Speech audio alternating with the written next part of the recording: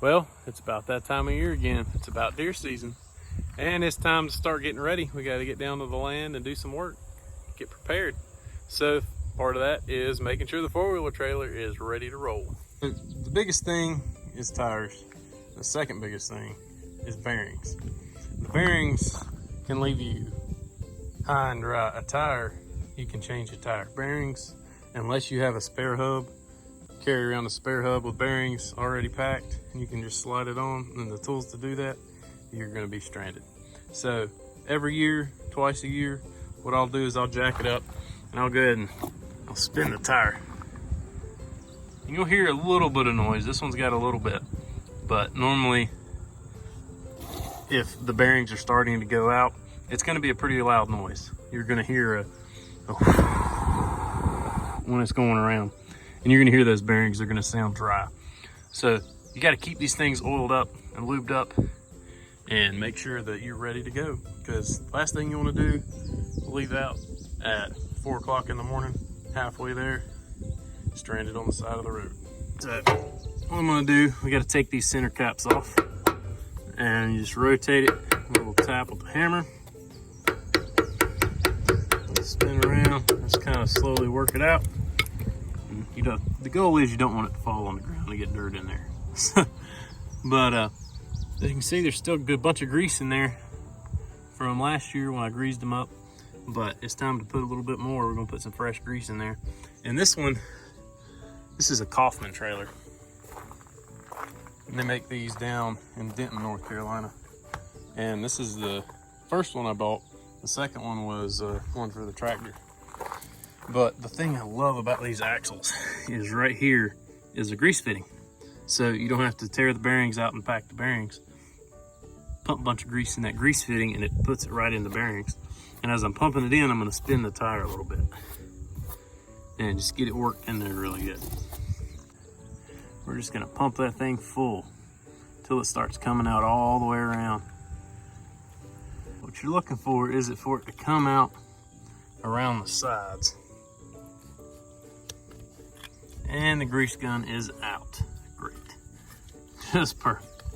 That's the way it goes. I figure most people probably know how to put grease in a grease gun, but you never know. The first time I did it, it was like rocket science.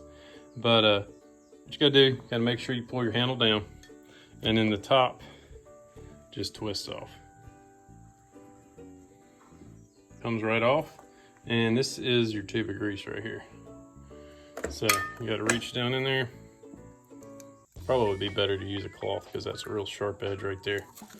And pull that out. And one thing important is you want to make sure that you get a grease that is rated for wheel bearings.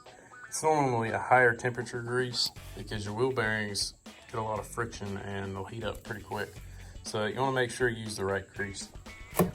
Pops off. That end goes down in your grease gun. The end with the metal little clasp right here. That goes up.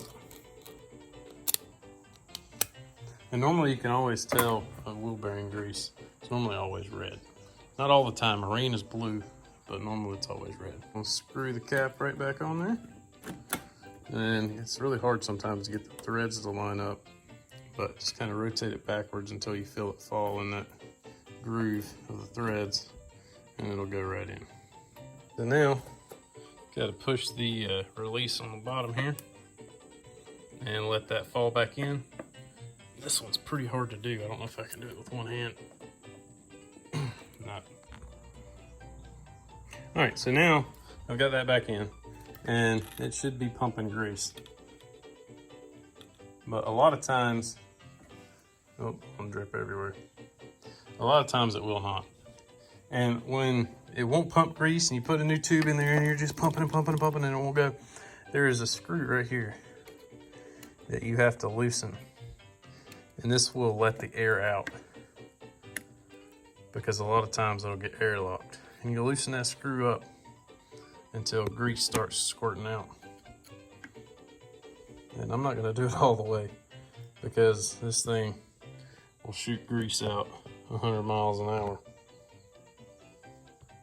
Well, what the heck, I'll do it. It's probably gonna airlock after a couple pumps anyway.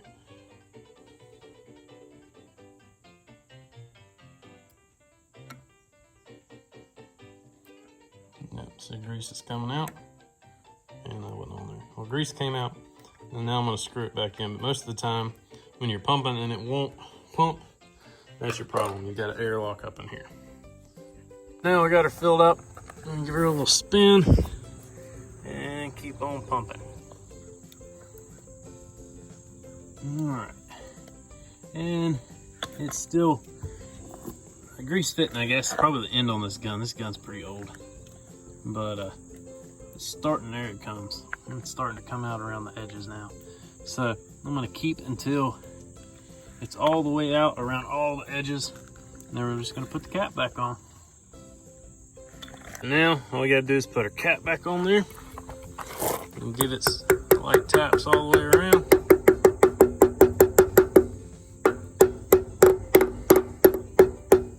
All right, she's ready to roll. Now let's clean this thing up. I made a little bit of a mess trying to do things one-handed, and so I'm gonna get all this excess grease off, because that's where all your dirt's gonna stick. I hope you liked that. Hope somebody found some information in that video. Just a quick little how-to. And if anybody wants to see how to replace bearings, I know there's some videos, but I've got to do my boat trailer pretty soon. It's time for new bearings on it. So every couple of years I try to replace them. You know, if it's used a ton, every year is good. You want to probably replace your bearings every year if you use it a whole lot. But I don't use my trailers that much. This one sees every weekend a trip, 40 miles.